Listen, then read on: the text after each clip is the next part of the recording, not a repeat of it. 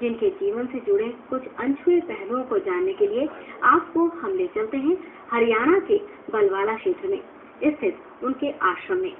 महाराज जी प्रणाम। महाराज जी, आपका बचपन कैसे और कहाँ बीता? सबके मन में ये जानने की उत्सुकता बनी हुई है। मेरा जन्म 8 सितंबर 1951 के अंदर गांव दनाना, तहसील गोहाना, जिला सोनीपत, हरियाणा स्टेट के अंदर हुआ। मेरी प्राथमिक शिक्षा गांव के अंदर ही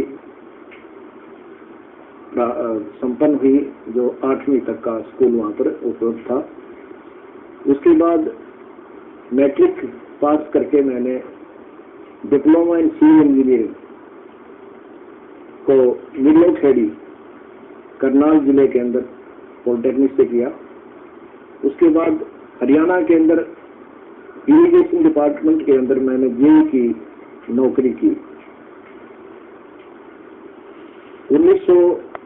सन 1988 में मुझे एक संत महापुरुष प्राप्त हुए।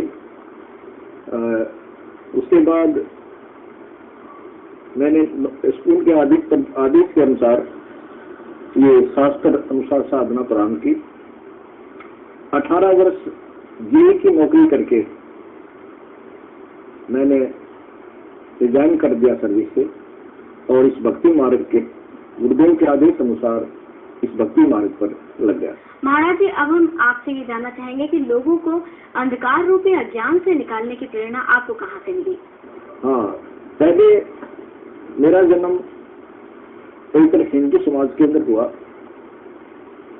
और जो भी अपनी परंपरागत साधनाएं हिंदू समाज में चल रही हैं, उनमें से बहुत सी मैं किया करता था। जिनमें से हम श्री हनुमान जी की पूजा, बाबा श्याम जी की पूजा, भगवान श्री कृष्ण, भगवान श्री राम के जाप का नाम का जाप, गीता जी का नित्य पाठ और भी धर्मस्थलों पर जाता रहता था।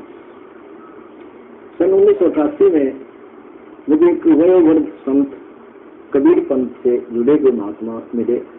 उनकी आयु उस समय 104 वर्ष थी लगभग।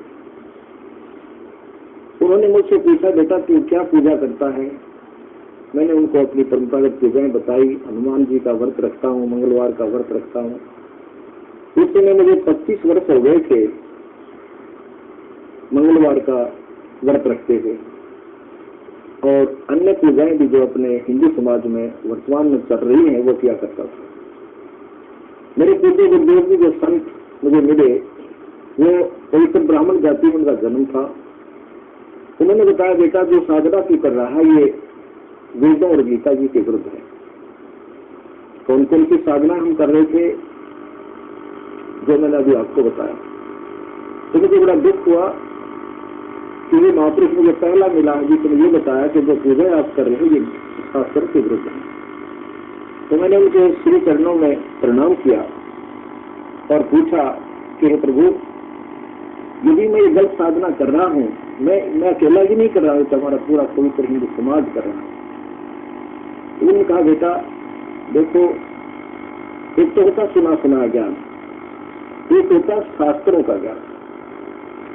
गीता जी अध्याय नंबर 16 मंत्र 23 में कहा है कि जो शास्त्र विधि को त्याग कर मनमाना आचरण अपनी मर्जी से जो पूजाएं करते हैं उसकी न कोई गति होती है, न इसको कोई सिद्धि प्राप्त होती है, न इसको कोई सुख होता, अर्थों से व्यर्थ है। तो शास्त्रों में क्या प्रमाण है, कैसी साधना है, ये आप सदग्रंथों को पढ़िए। गुरुदेव ने मुझे बताया सदग्रंथों के अंदर सर्वप्रथम वेद आते हैं और श्रीमद् भगवत गीता चारों वेदों का निष्कर्ष है। श्लोक में संक्षिप्त के अंदर ये उसी चारों पवित्र वेदों का ज्ञान इसके अंदर समाया हुआ है। इसके साथ साथ हमारे सहजी शास्त्र हैं 18 पुराण। इन पुराणों के आधार से हम साधना जो भी हम कर रहे हैं या हमें जो ज्ञान प्राप्त हुआ है जिन भी प्रभुओं का, तो ये पुराणों से प्राप्त हुआ।